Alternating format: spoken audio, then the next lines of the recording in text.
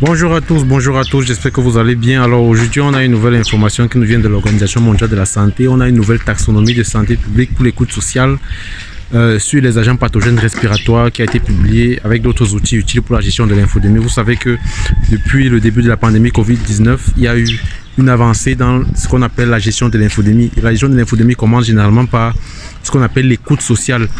L'écoute sociale, c'est cette activité qui va permettre de récolter les informations, tout ce qui se dit sur Internet ou alors même hors ligne concernant un sujet particulier. Donc, et aujourd'hui, on apprend qu'il y a une nouvelle taxonomie de santé publique sur l'écoute sociale pour les agents pathogènes respiratoires qui a été publiée.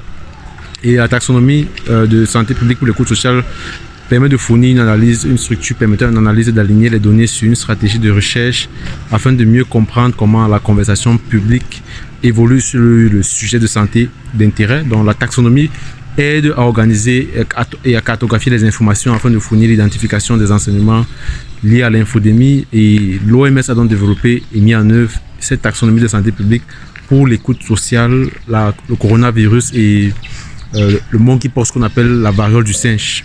Et donc aujourd'hui, donc, il y a eu cette initiative de l'Organisation mondiale de la santé pour la préparation et la résilience aux menaces émergentes qui va se concentrer essentiellement sur les agents pathogènes qui sont fournis par les agents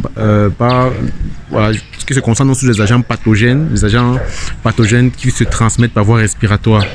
Et cette taxonomie a été développée pour l'écoute sociale, donc sur ces agents pathogènes respiratoires là. C'est plus essentiellement lié à coronavirus, mais beaucoup plus aussi en général sur les agents pathogènes respiratoires. Donc, cette taxonomie va adopter une vision large qui va englober les agents pathogènes viraux, bactériens, fongiques dans plusieurs domaines thématiques de la taxonomie qui sont la cause, la maladie, l'intervention, le traitement et l'information. Donc, on va se demander qu'est-ce qui est dit par rapport aux causes de la maladie, qu'est-ce qui est dit par rapport à la maladie, qu'est-ce qui est dit par rapport à l'intervention, la prise en charge et tout ça, qu'est-ce qui est dit par rapport au traitement. Donc, voilà les domaines qui seront captés par cette taxonomie-là. Et ce travail-là détaille dans le développement de la taxonomie et permet de donner les conseils aux ceux qui vont faire dans cette analyse-là concernant ceux qui souhaitent intégrer cela dans leur travail. Donc cette taxonomie va donc s'ajouter à d'autres outils récents qui sont produits par une équipe de gestion de l'infodémie de l'OMS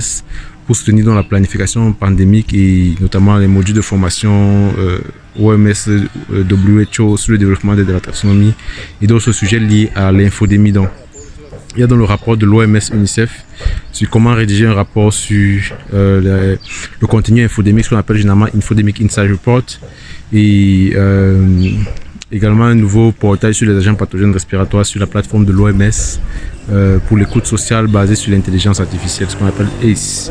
Et cette plateforme-là donc a été lancée en décembre 2020 pour aider à comprendre les préoccupations du public pendant la pandémie. Bon, la plateforme, comme je vous disais au départ, cette plateforme va utiliser la taxonomie de santé publique pour catégoriser les différentes sources, celles qui apparaissent sur les réseaux sociaux, celles qui apparaissent sur la presse, celles qui apparaissent sur les articles, bref, les sources qui viennent de partout, déjà en ligne et même hors ligne. Et cela va permettre donc d'améliorer donc la compréhension concernant le contenu infodémique.